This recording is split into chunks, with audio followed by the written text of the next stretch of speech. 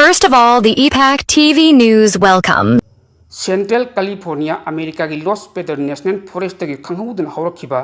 तमथीरब अमदि यामने किनिंगाई ओइरबा मैयावदुना लेप्पा लेतना ngasi फावबा संदोरले मसिन मरम ओइरग मफम मदुगी मसिंग यामलबा मियामदा याम chown अवाब ओहेंदुना खुदोंचादबा कया मयुकनहले हाइरि हिरम मसिगी मतंगदा इपाक टीवी न्यूज ना तोंगान तोंगानबा पावगी चैनल खरगी खुथांगदा कुपना थिजलुबदा फंगलकपा रिपोर्ट खरगी मतुंग इनदी मेदर फायर हाइब तमथीरब मैयसी थासी हौकिब तांग अनीदगी लॉस एंजल्स की नोटरोमदा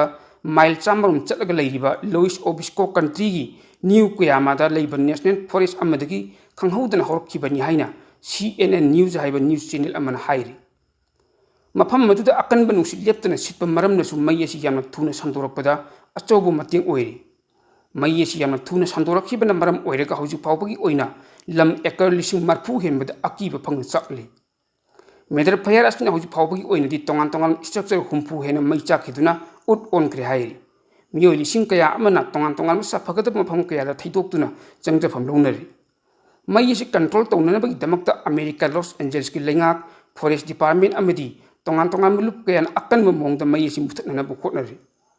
मसिदा मसिंग यामलब एयरक्राफ्टसिंग क्रू मेंबरसिंग नेशनल वेदर सर्विस की मियोइसिंग अमदि तोंगान तोंगान खुलाई कया सिजनदुना मैयसी अकनब मोंगदा मुथतनब खोटनबसु हौजि फावबगी ओइनदि पुनमक अरेंब तारे चलिब चही कुंजा 2025 असिगी ओइना ख्वाइदगी चावबा मेदर फायर हाइबा मैहौ लंपोक असिदगी थोरप मैखुसिंगना मफम कयादा संतोखिदुन अतिया पुंब पुमममख्रे हाइरि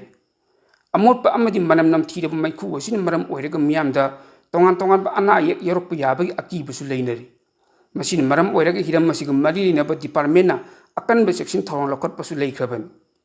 मियामदि यारिबा मकै युमदगी मपाल थोक्तनब अमदि तंगाई फदन थोक्लबसु मार्क सिजिनबियु हाइना सेक्शन वफमसु मियामदा लौथोक्पा लैख्रबनि अकनबा अमदि यामना किनिंगाई ओइरबा मेदर फायर हाइबा मैजाव असिदगी लाक्पा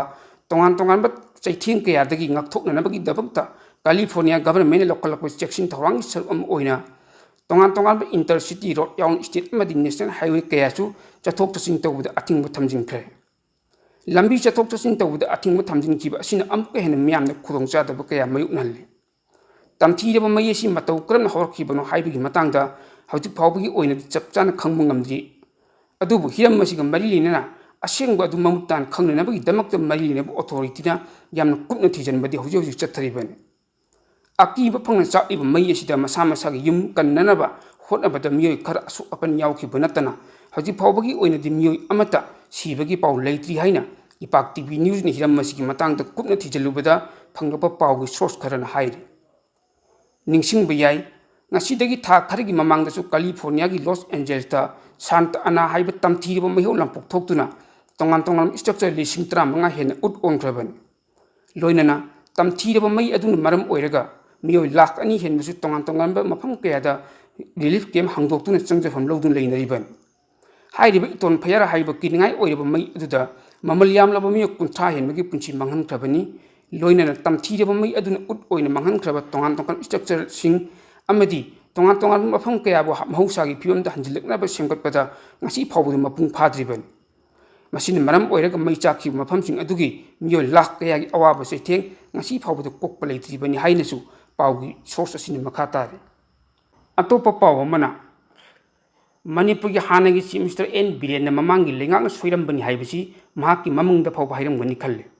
ममांगी लेंगाक हाइरिबदु करंब लेंगाकनो हाइना मणिपुर प्रदेश कांग्रेस कमिटी MPCC की फो पर्सल ओइरिबा हरिशोर गोस्वामीनि फोंदोखरे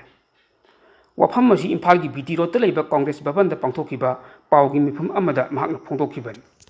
हरिशोर गोस्वामीनि मखाताना हाइ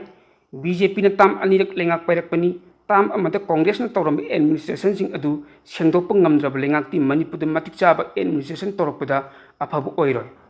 अतेनबा मतमदा पॉपुलर गवर्नमेंट लाक्लगनि हाइना XCM N बीरेन हाइकी वफम अदु यामना लेबक थिबनि ngangbada ngangba luchingba asina ngangba si thoina thajaningai oide hanagi lengak adu hanjilapagi mahuta fresh mandate tawbana phai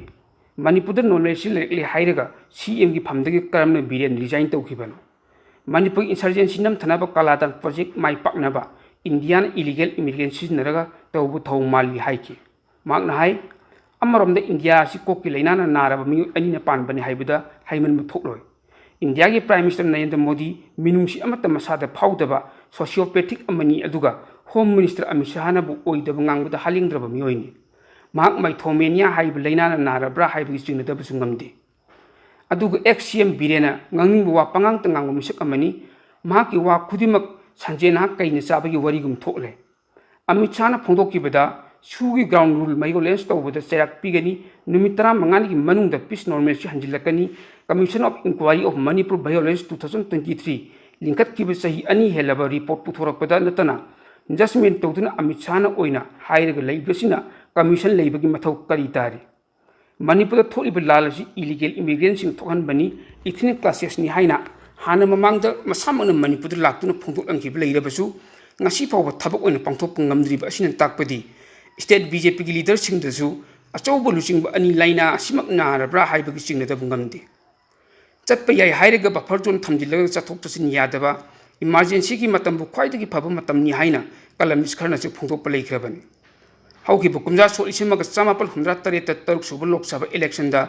INC out tawki Janata Party na panbadagi sei ahum phadana dissolve tawki parliament ki seat chamga ga kunma pangi manungda chamga ga yankhai humdoi phangduna haibidi tare suba lok sabha election da INC ni absolute majority phangibani Prime Minister Modi ni iba the emergency diary haibu larik asida Modi ne matam yenglag mirot oina leibagi khongchasu yauri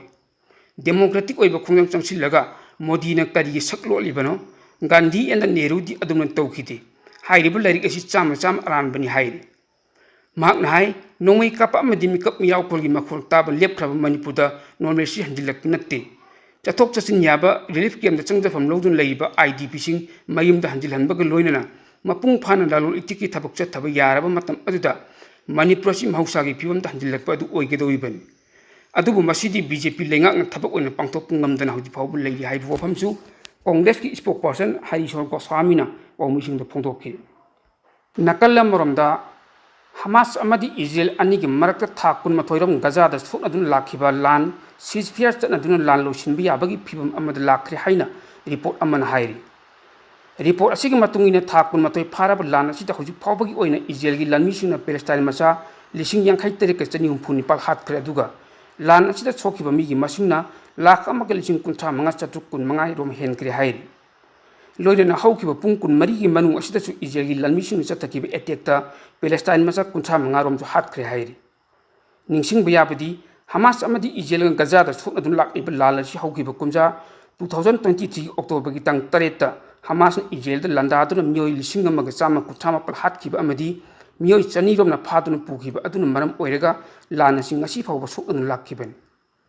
Israel Gaza da angakpa phangna landa aduna Gaza gi infrastructure cha da mawdarom hena pak chana mangata thon khre leigrabani report amagi matung inadi karigumba lana si losin khrabasu Gaza da lan thoktingi mamang da leirama phibam aduda amuk hanjilakna bu hotnabada chawrakna sahi yankhairam changlaba yai haina expert kaya na phongdoknaribani Lana si losinena bagi damakta tangkak kaya thokna Israel amadi Hamas ki lusingba singi marakta wari sanadun lakkibani adubu nakalani gi marakti yanaba propun ngamdabadagi lana si losinba ngamdan lakkibani Hamas amadi Israel ga chawrana thakun mathoiram lan soknadun lakkiba lana si losinena bagi matangda wari sananaba Israel ki Prime Minister Benjamin Netanyahu Donald Trump ko wari sananaba ninthokaba numita Washington pangkhre hai report asigi matung ina America ki President Donald Trump ki makhada Israel amadi Hamas ani gi marakta lan losinena bagi damakta thamkiba condition sing adugi matangda khananaba Hamas na yarakkibani adubu nakalani gi marakta lan losinena bagi matangda thamnaga toiba condition sing asida mapung phan yanarkadra haibudi khangba ngamdri Israel ki jenda thamliba Palestine masa sing amadi Hamas na phadung thamliba Israel masa sing onagadaban loinana lan asida paksana mangta khraba Gaza gi infrastructure semkat sagatpada America na mating panggadabani loinana Gaza ta hauji oiba leiba Israel gi lanmi sing khudak ta maram damda hanan khigadabani haibina chingba condition kaya thamlakkibani panbe abadi Donald Trump na America ki president hek oirakpaga Gaza Israel amadi Russia Ukraine leibak sing marak chathariba lanasi pung kun magi man loisingani haina mangjawna phongdokpudi leikrabani atopa yamna nungaitaba pawamana America ki Texas ta ikhang khanghodun ichaw tholakpadagi chahi nauribi leisabi kun humdoirom taw thakibadagi hojik phawu thiba khangduna leiri hairi